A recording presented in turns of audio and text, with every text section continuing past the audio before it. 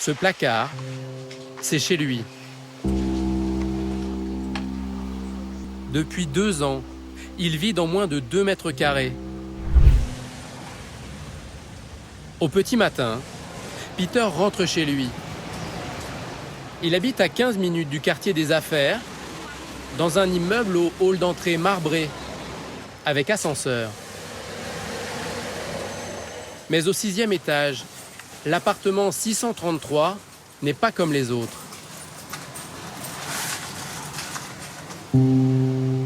À l'intérieur, 26 placards numérotés. Peter loue le numéro 6. Ce placard, c'est chez lui.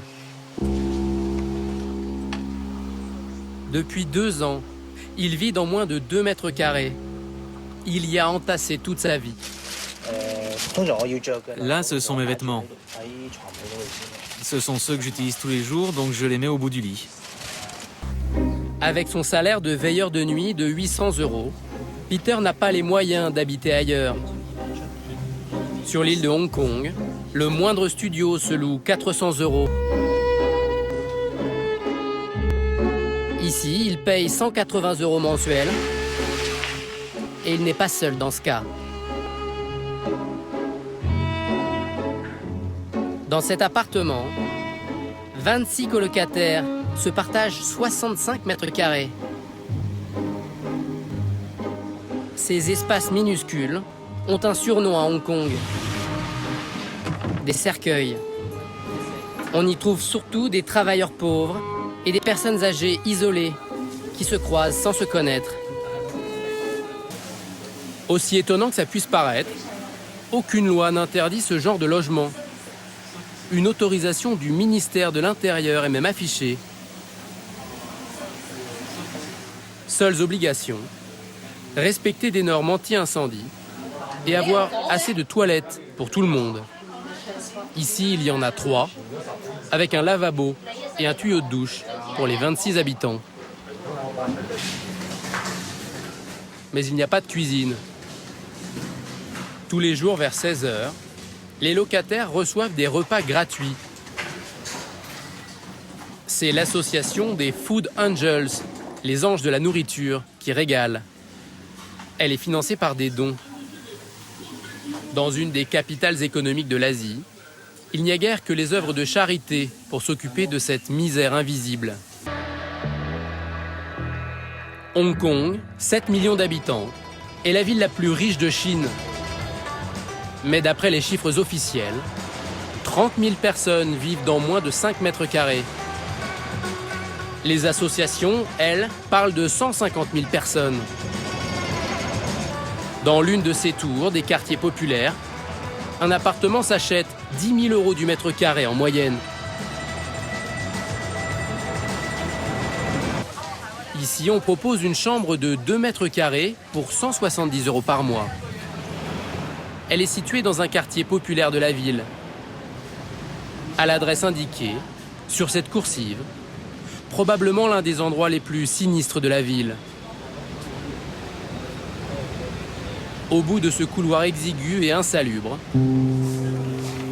11 personnes vivent dans ces toutes petites pièces. Ou pire encore, dans des réduits à la porte grillagée. On les appelle les maisons-cages. Celui qui loue ces cages, c'est Monsieur Ying. À 99 ans, il a encore toute sa tête. Mais aujourd'hui, il n'est pas d'humeur. Il a demandé un coup de main à l'un de ses locataires pour déloger un autre pensionnaire qui ne respectait pas le règlement des lieux. Allez, on le fait. Est-ce que c'est décent ici? Oui, ça va. C'est assez propre. On entretient. Il y a quelqu'un qui s'en occupe. Désolé, mais c'est pas propre ici. Bah, c'est comme ça. Monsieur Xing n'est pas tenu de faire des travaux. Les services du logement ne contrôlent ce genre de lieu qu'à partir de 12 occupants. Et ici, comme par hasard, il n'y a jamais plus de 11 locataires.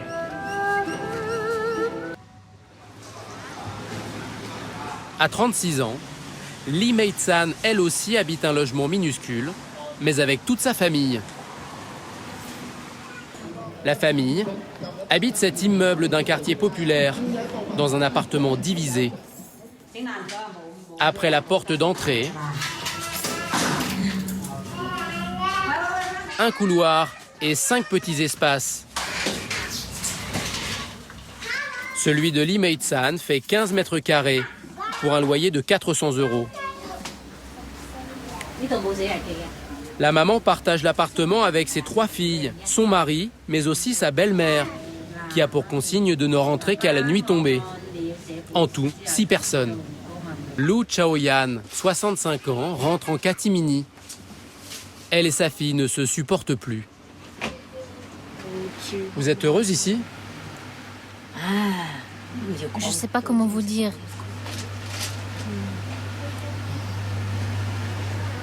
Je veux pas en parler. Allez, tu fais dodo, toi. Dans le même immeuble, 4 étages plus haut, il y a bien pire. Pour 150 €, des logements insalubres. Pas de murs en briques, mais des parois de bois. Et des cloisons qui ne vont pas jusqu'au plafond.